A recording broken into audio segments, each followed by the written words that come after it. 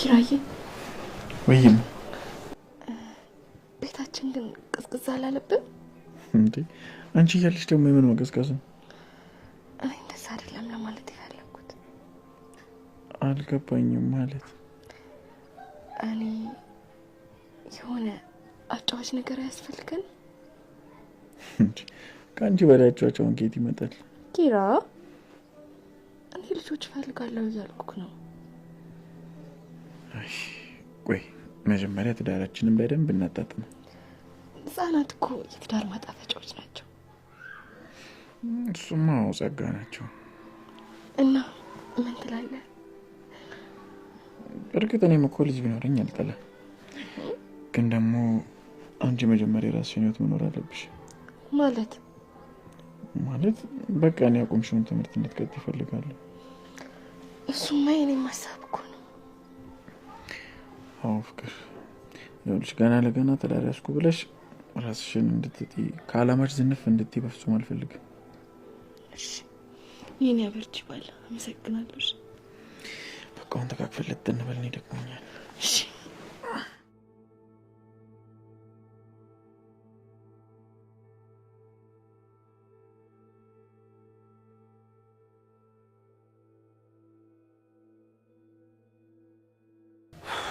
ቆይ እስከ መቼ ነው እዚህ ብርድ ላይ የምንቆመው? እኔ እዚህ ቤት አልገባም። ምን ማለት ነው ታዲያ? ቆይ በዚህ ሰዓት የት እንሄዳለን? አልገባም አልኩ እኮ ጆከር። ሰኒ ይገባኛል፣ ከባድ ስሜት ላይ ነው ያለሽው። ግን ደግሞ ቆይ ሰኒ እምነት ላንቺ ምንድን ነው? እምነት ለኔ ለዛ ሰው ምንም መሆን ነው። አንቺ አልታየሽም እንጂ እኔ እኮ ላንቺ ብዙ ነገር ሆኜ ይልሻለሁ። ያው ራሴን እንዲህ ነኝ ማለት ባልፈልግም። እሺ ቆይ እማላውቀው ስልክ ነው። እስኪ አንሺው። እኔም በማላውቀው ስልክ ሰሞኑ ሲደወልልኝ ነበር። ሄሎ ሄሎ፣ ሰኒ እንዴት ነሽ? ደህና ነኝ። ማን ልበል? እኔን እንኳን አታውቂኝም። ስፒከር ላይ ለምን ስፒከር ላይ አደረግሽው? እሱ ስላዘዘሽ ነው? ቆይ ማን ከኛ ምንድነው የምትፈልገው? ለምን አትሆንም? ምክንያቱም እናንተ እጅ ላይ የሚጮህ ንጹህ ደም ስላለ። እሺ ቆይ ከኛ ምንድነው የምትፈልገው? ዝም ብላችሁ ስሙ። እኔ ጋር ተስማማችሁ ዳው ገብስ ነው። አይ ካላችሁ ግን እመኑ ህይወታችሁ ወጣችሁ። ተከታተሉንም ከሆነ እንደፈራን ማስታወቅ የለብንም። እኔ ግን በጣም ነው የፈራሁት። ወይ ከቤት ባንወጣ ይሻለን ነበር። እንደሱ አታድርጊ፣ እንደፈራን ነው የሚያስታውቀው። ቆይ ግን አንተ እንዴት ቻልከው? ለነገሩ እንዳይደለ ችዬው እኮ አይደለም፣ ግን ደግሞ አንቺ ማበረታት ስላለብኝ ነው። እንዳልሽው ልበ ሙሉ ወንድ ነኝ። ግን ደግሞ አሁንም ቢሆንም ነግሬሽ የፈራሁት ላንቺ እንጂ ለኔ አይደለም።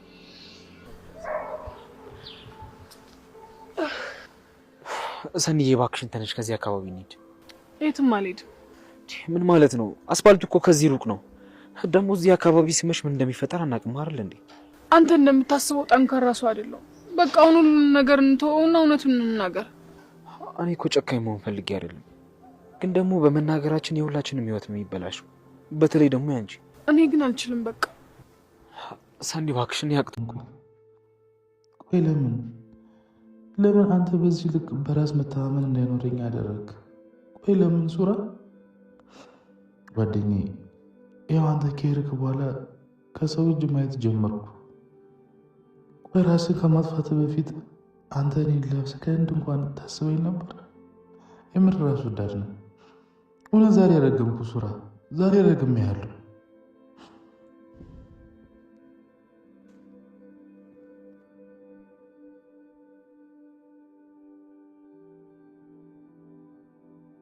ኧረ አይደለም። እሺ እና ምንድነው? ተናገሪያ፣ አታስጨንቂኝ። ከቅዱሴ ጋር ተጣልቶ ከቤት ወጥቷል።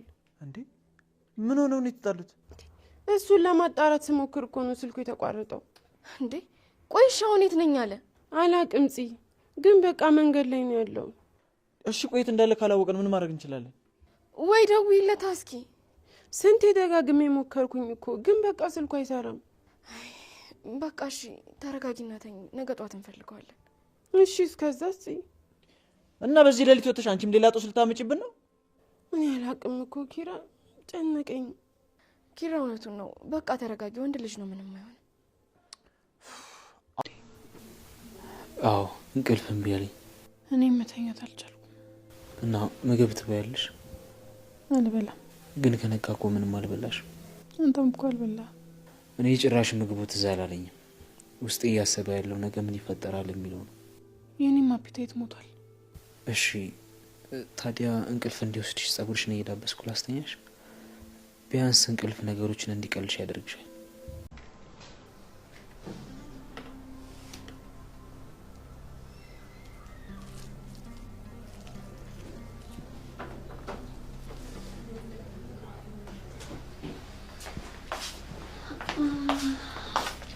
የሚሸተኝ እንዴት አደራችሁ አይቶቼ? ቁርስ ደርሷል።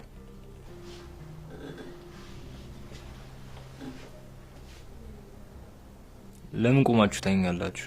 ተቀመጡና ቁርስ እንብላ እንጂ። ምን ነው ድምጼና እኔ አንመሳሰልም እንዴ? ሳኒ ቆይ ለምንድን ነው እንደሱ የምታይ? እኔ ቁልፉን የሰጠሁት መስሎሽ ነው? ሳኒ እኔ አላደረኩትኝ። ሳኒ ቆይ ለምንድን ነው እንደሱ የምታይ? እኔ አላደረኩትም። ምን ነው ገና ጥያቄው ሳይመጣ ጸበል እንደገባ ሰይጣን ያዙ ይልቀቁኝ አበዛ። ምን ነው ራስን አታምኑም እንዴ? ኮንፊደንስ በዚህ ልክ ነው ማለት ነው? አፈን ዝጋ አንተ ሰውዬ፣ ትዕግስቴን አትፈታተነው። ምን ነው እኔንም እንደዛ እንደ ደመ ከንቱ ጓደኛ አልገለኝ ነው? የሱን ስም አታንሳ። የተወለድክበትን ቀን እንድትረግም ነው ማረገው። እንኳን ስሙን ሬሳውንም አንስቼዋለሁ። አንተ አፈን ዝጋ እኮ ያልኩህ ነው።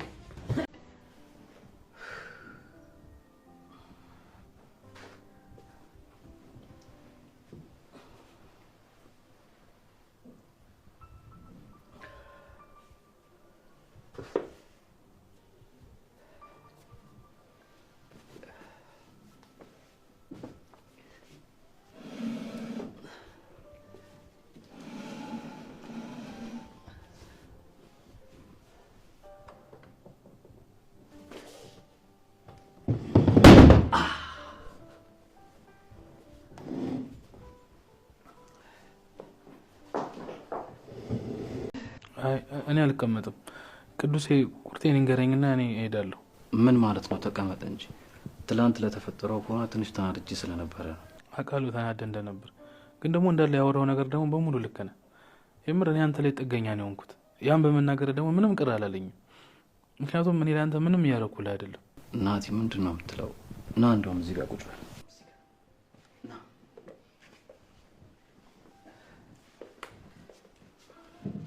ናቲ እኔ እንደዚህ አይነት ስሜት እንዲሰማህ አልፈልግም።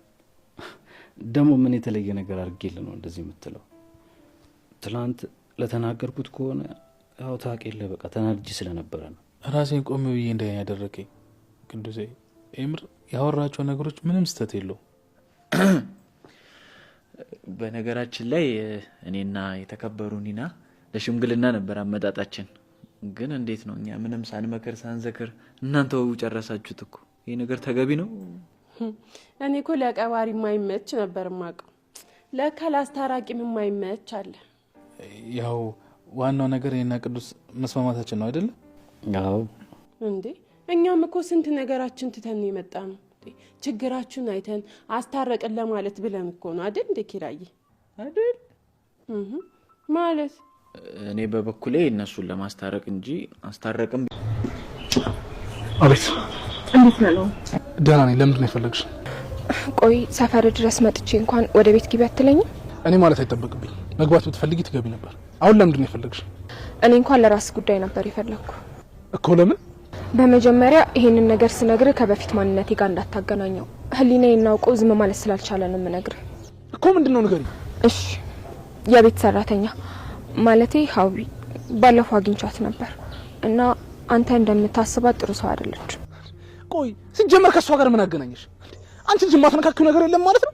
ሲጀምር ይልሽ የዛን ቀን ቤት ስትመጪ ራሱ ጠርጥሬ ነበር። እሺ ናሁ ተረጋጋ። እኔ ስለሷ ማወራበት ባሩ ላይ ጠባሳ ይወጣበት ነበር። የጠላት አላማማ እኮ ፊቴን ለማበላሸት ነበር። ግን እንዴት ነው ሀኒታ አላማረብኝ? አረ እንደውም መፈንከት እንዳንተ ያማረበት ሰው ይቻላል። እና የምትሰሪው ስራ ከሌለሽ ነው ይልስተሽ እንዴ? ኪራ ቢሮ በጣም ብዙ ስራ ነው ያለብኝ። እንደውም ሳይመጣ ሄጄ ብጨርስ ነው የሚሻለው። ሄኒዬ አይዞሽ ጨርሰ ይማር።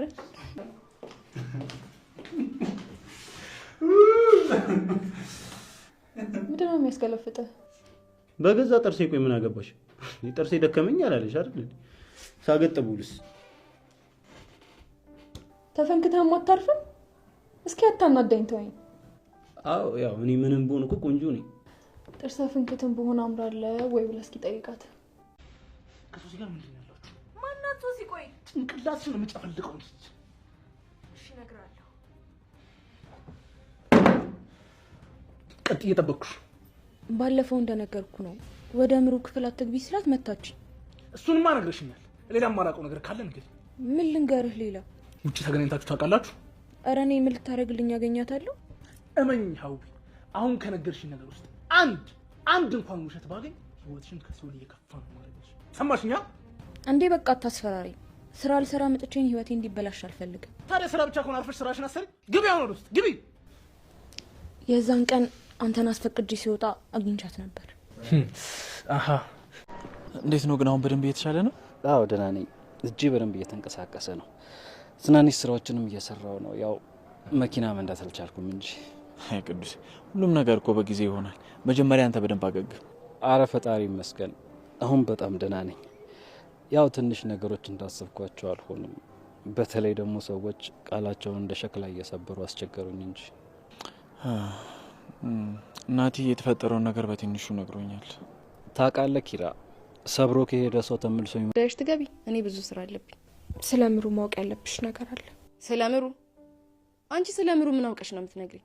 ነው ወይንስ እንደለመደብሽ ወሬ ፈጥረሽ ማውራት ጀመርሽ? አይ እንደዛ አይደለም። ስለ ምሩ ሰራተኛ። ጭራሽ ስለ ምሩ ሰራተኛ ነው የምታወሪው? አንቺ ተጫዋች ሆነሻል እናቴ። እሺ እሷን ደግሞ ከታወቅሻት? እኔ አላወቅኳትም፣ እሷ ራሷ ናት ያወቀችኝ። እሺ የእኛ ፌመስ ዲያስፖራ ከምን ላይ ነው ባክሽ ስምሽን ያነበበችው? ከመጽሔት ወይስ ቲቪ ላይ የትሽን እናወቀችሽ? ጽናት፣ እኔ እየዋሸሁ ወይም ደግሞ ፈጥሬ። ቆይ አንቺ ማለሽ ሁሉም ላንቺ የሚቆረቆርልሽ? ከቀን ወደ ቀን ላንቺ ያለ ጥላቻ እየከፋ በጣም የምጠላሽ። ልታለቅሽ ነው? ገና ማይተሽ አሰቃይሻለሁ።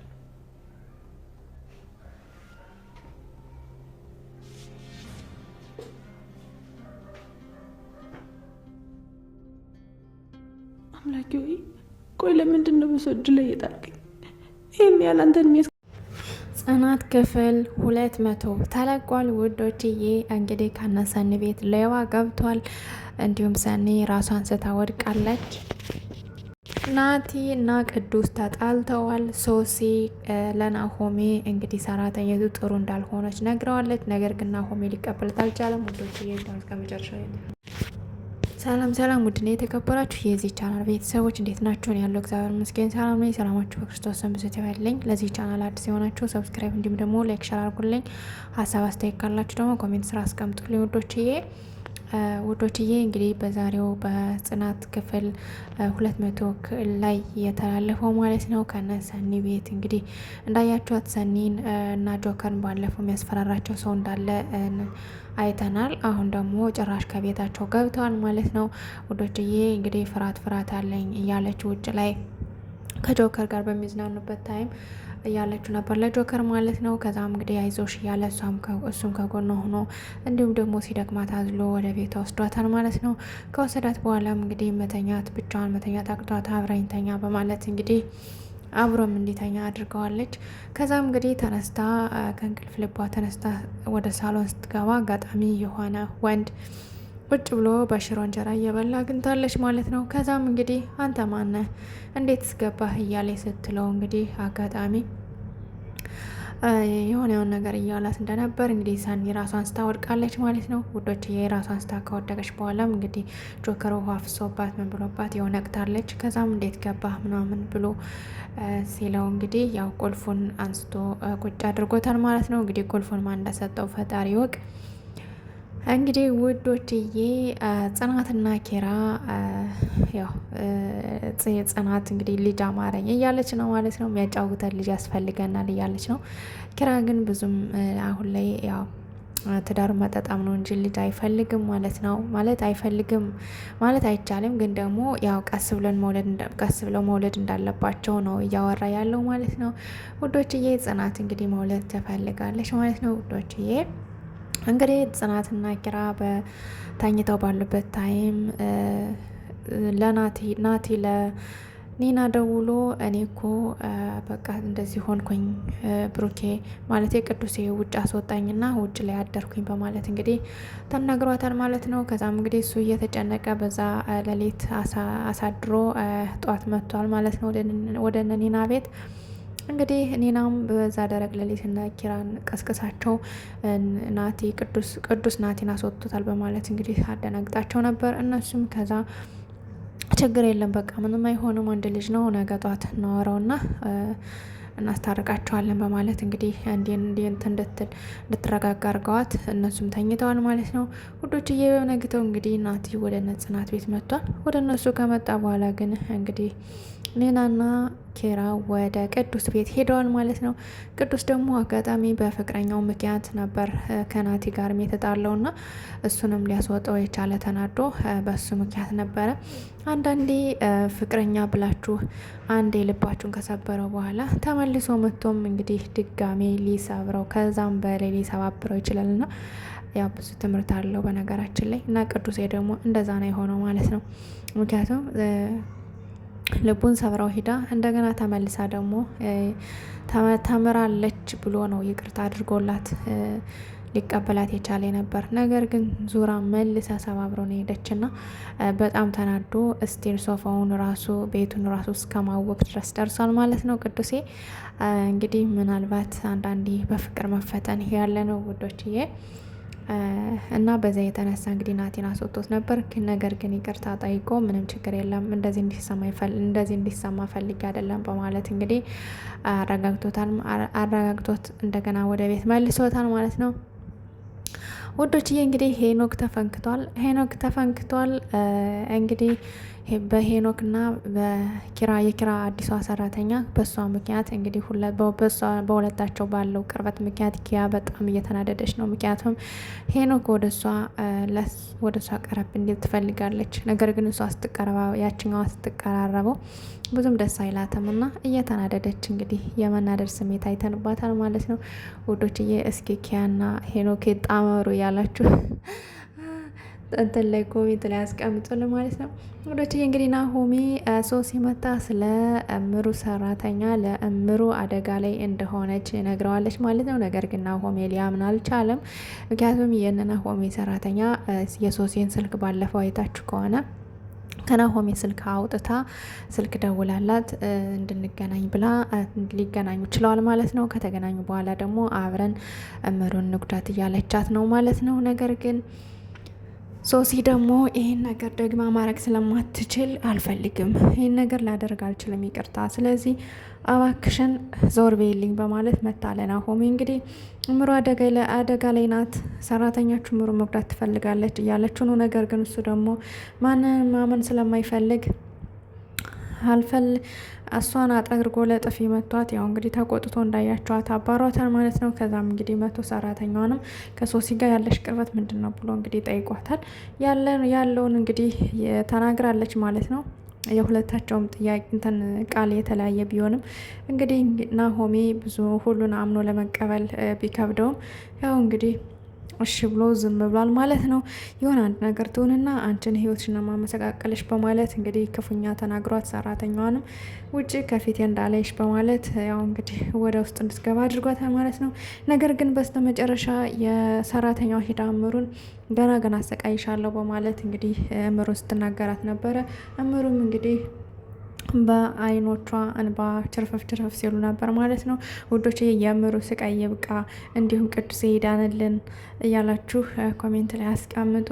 ውድና የተከበራችሁ የዚህ ቻናል ቤተሰቦች ሰላማችሁ በክርስቶስ ስም በዚህ ትበልልኝ። እንግዲህ ቻናሉን ሰብስክራይብ እንዲሁም ደግሞ ላይክ ሸር አድርጉልኝ ፕሊስ። ወደ ፌስቡክም ወደ ተለያዩ ድህረ ገጾች እንዲሁ ሸር ብታደርጉልኝ ከይቅርታ ጋር ደስ ይለኛል።